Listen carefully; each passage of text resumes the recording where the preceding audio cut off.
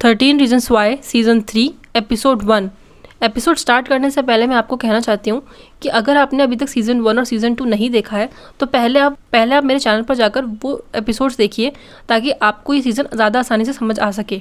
अब एपिसोड शुरू करते हैं।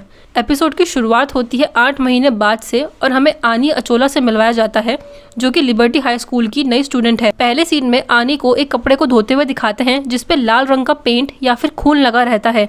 वो बताती है कि वो पिछले साल अप्रैल में यहाँ शिफ्ट हुई थी। उसकी मदर अमारा ब्राइस के ग्रैंडफादर की नर्स है, तो उसने काफ़ी सारा वक्त ब्राइस के घर पर बिताया है और वो ब्राइस को भी अच्छे से जानती थी। आनी कहती है कि उसे स्कूल के बहुत से लोगों के बहुत सारे राज पता है। हमें ऐसा दिखाया जाता है कि आनी एक इंटेरोगेशन रूम में है और शायद एक पुलिस वाले से बात कर रही है, पर वो कौन है हमें ये नहीं बताया जाता। यहाँ पूरे सीज़न में हमें सीज़न 1 की तरह 2 टाइमलाइन दिखाई जाती हैं, एक पास्ट की और एक प्रेजेंट की। पास्ट में 8 महीने पहले जब स्प्रिंग फ्लिंग में टाइलर गन लेके आया था वो इवेंट्स हमें दिखाए जाते हैं और 8 महीने बाद अब प्रेजेंट में होम कमिंग के बाद के इवेंट्स दिखाए गए हैं। यहाँ हमें बताया जाता है कि होम कमिंग के फुटबॉल गेम में बहुत सारी ऐसी चीज़ें हुई जिनके बारे में हमें अभी नहीं पता, पर उसकी वजह से काफ़ी सारे लोगों की लाइफ डिस्टर्ब हुई है। प्रेजेंट में आनी स्कूल आती है और क्ले को देखती है जिसे पुलिस अरेस्ट करके लेके जाती है। वो जेसिका से बात करती है जो कहती है कि आखिर पुलिस ने 8 महीने बाद क्ले को क्यों अरेस्ट किया। उन्हें लग रहा है कि शायद टाइलर वाली बात सामने आई है और इसकी वजह से क्ले को अरेस्ट किया गया है। जेसिका जैक से पूछती है कि कहीं उसने पुलिस को कुछ तो नहीं बताया, पर जैक उसे मना करता है। हमें दिखाते हैं कि शायद जैक के पैरों में कोई चोट लगी है जिसकी वजह से वो बैसाखी की हेल्प लेकर चल रहा है। फिर नेक्स्ट सीन में एलेक्स को उसकी हेल्प करते हुए बताते हैं।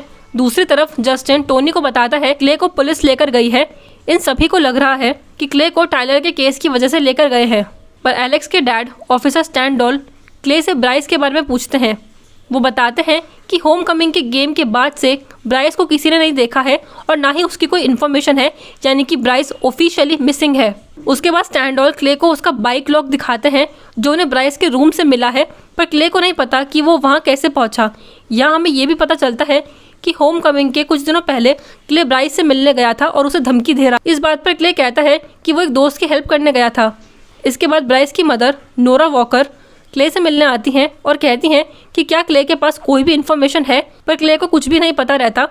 तो वो लोग क्ले को अरेस्ट नहीं करते और सिर्फ पूछताछ करके जाने देते हैं। वो बाहर आके आनी को ब्राइस के बारे में बताता है और आनी से थोड़ा चिड़ा हुआ रहता है। वो ग्रुप में सबको मैसेज करके बताता है।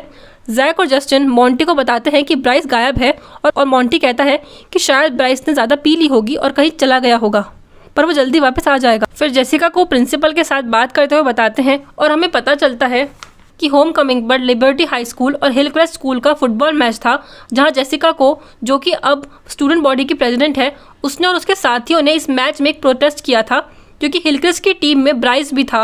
वहां उस प्रोटेस्ट की वजह से फुटबॉल प्लेयर्स में आपस में काफ़ी बड़ी लड़ाई हुई थी और हाथापाई भी हो गई थी और साथ ही स्कूल की काफ़ी सारी प्रॉपर्टी भी डैमेज हुई थी और इसी की वजह से जेसिका को सस्पेंड करने की बात करी जाती है। और इसी गेम के बाद से ब्राइस गायब है। क्ले टोनी से मिलने आता है और उसे बात बताता है, पर टोनी कहता है कि उसे ब्राइस से कोई मतलब नहीं है। फिर हमें पास्ट में दिखाते हैं जहां टोनी टाइलर को लेकर एक खाली जगह पर जाता है। क्ले पुलिस से छुपता हुआ टाइलर और टोनी से मिलने आता है। टोनी बहुत आराम से टाइलर से बात करता है। फिर जैक, साइरस और जस्टिन को ऑफिसर स्टैंडॉल के साथ दिखाते हैं। जस्टिन ब्राइस को वहाँ पुलिस से बात करते हुए देखता है। फिर क्ले और टोनी टाइलर को उसके घर छोड़ते हैं। टाइलर अपने रूम में एक लेटर और एक पेन ड्राइव छोड़ के गया था और वो क्ले को वो लेटर दे देता है और कहता है कि उसे नहीं लगा था कि वो कभी दोबारा अपने घर वालों से मिल पाएगा। टाइलर के सोने के बाद क्ले टोनी से कहता है कि आखिर अचानक ऐसा क्या हुआ टाइलर के साथ जिसकी वजह से उसने इतना बड़ा कदम उठाया। और टोनी क्ले को कहता है कि टाइलर किसी वजह से मेंटली डिस्टर्ब तो ज़रूर है। क्ले टोनी को कहता है कि वो बहुत अच्छा दोस्त है और उसे उसका साथ देने के लिए थैंक यू कहता है। अगले दिन जस्टिन और जेसिका क्ले को बताते हैं कि जैक ने ही पुलिस को कॉल किया था, पर जस्टिन ने जैक को कहा अगर उसने सच बोला तो सभी लोग फंस जाएंगे। वहाँ जस्टिन जेसिका से नॉर्मल बात करता है और जेसिका उसे कहती है कि उनके बीच जो भी हुआ वो एक गलती थी और वो दोनों कभी साथ नहीं हो सकते।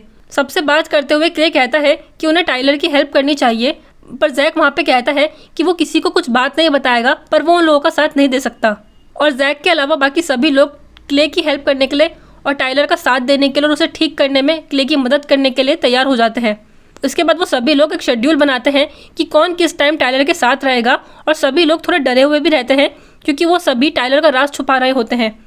तभी स्कूल में एक नया एडमिशन होता है आनी का और आनी को क्ले स्कूल का टूर देता है और उसे जस्टिन और टाइलर से भी मिलवाता है। और अपने स्कूल के पहले दिन पर आनी जेसिका को देखती है जो कि स्कूल काउंसिल की मीटिंग में स्पोर्ट्स प्लेयर्स के खिलाफ लड़ रही होती है, क्योंकि उसके मुताबिक लिबर्टी में सारे फसाद की जंग सिर्फ एथलीट्स हैं। कोर्टनी जेसिका को स्कूल प्रेसिडेंट के लिए खड़ी होने के लिए कहती है। आनी जेसिका से कहती है कि उसे ज़रूर स्कूल बॉडी प्रेसिडेंट के लिए खड़ा होना चाहिए और अगर जेसिका चाहे उसकी कैंपेन मैनेजर बन सकती है, और जेसिका उसे हाँ कर देती है। आनी कहती है कि मेरे स्कूल में कुछ नए दोस्त बने और फिर उसका सामना ब्राइस से हुआ। वो ब्राइस को उसके रूम में रोते हुए देखती है। वो दोनों एक दूसरे से इंट्रोड्यूस होते हैं और हमें पता चलता है कि ब्राइस के पेरेंट्स का डिवोर्स हो रहा है और ब्राइस अपनी मदर के साथ रह रहा है, क्योंकि उसके फादर ब्राइस से बात किए बिना ही कहीं चले गए हैं। प्रेजेंट में आनी और क्ले जस्टिन से मिलने आते हैं और क्ले नोटिस करता है कि जस्टिन थोड़ा डरा हुआ है और हमें पता चलता है कि जस्टिन मोनेट्स में वेटर का काम कर रहा है। एलेक्स टाइलर को ब्राइस के बारे में बताता है।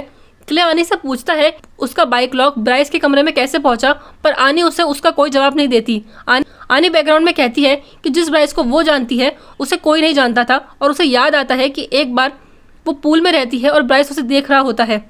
इसके बाद क्ले और जस्टिन को दिखाते हैं जो होम कमिंग फुटबॉल मैच के फोटो देख रहे होते हैं और उन्हें पता चलता है कि गेम के बीच में जैक पर हमला ब्राइस ने ही किया था, पर जैक ने उन दोनों से झूठ कहा कि उसे याद नहीं है कि उस पर हमला किसने किया। और वहीं दूसरी तरफ जैक को एक नदी के पास पियर पर जाते हुए बताते हैं और वो वहाँ पहुंचकर ब्राइस को कॉल करता है और उसे पूछता है कि वो आखिर कहाँ है। और वहीं दूसरी तरफ टाइलर को ब्राइस का वॉइस नोट सुनते हुए बताते हैं जिसमें ब्राइस कहता है कि उन दोनों की जो बात हुई थी वो उस चीज़ का ध्यान रख रहा है और साथ में वो टाइलर को अपना ध्यान रखने के लिए भी कहता है। जेसिका को एक टेप की तरफ देखते हुए बताते हैं जिसमें हल्का सा खून लगा हुआ है और ऑफिसर स्टैंडोल को मॉन्टी को ले जाते हुए बताते हैं और वो मॉन्टी को कहते हैं कि उन्हें ब्राइस के बारे में उनसे कुछ बात करनी है। और आनी बैकग्राउंड में कहती है कि हम साथ में कहानी सुलझाएंगे और पता करेंगे कि इस कहानी में कब कहाँ क्या गलती हुई, क्योंकि वो अकेली ही है जिसे इन सबके सारे राजों के बारे में पता है। प्रेजेंट में क्ले को अपने मोबाइल में देखते हुए बताते हैं जिसमें क्ले ने ब्राइस को जान से मारने की धमकी दी थी। और इसी के साथ ये एपिसोड खत्म हो जाता है। अगर आपको ये एपिसोड अच्छा लगा तो प्लीज़ इस वीडियो को लाइक करें और मुझे कमेंट बताएं कि आपको ये सीज़न की शुरुआत कैसी लगी। साथ ही मेरे चैनल को सब्सक्राइब करके बेल आइकन को भी प्रेस कर दें ताकि अब जब मैं वीडियो डालूं तो आपके पास नोटिफिकेशन आ जाए। Thank you.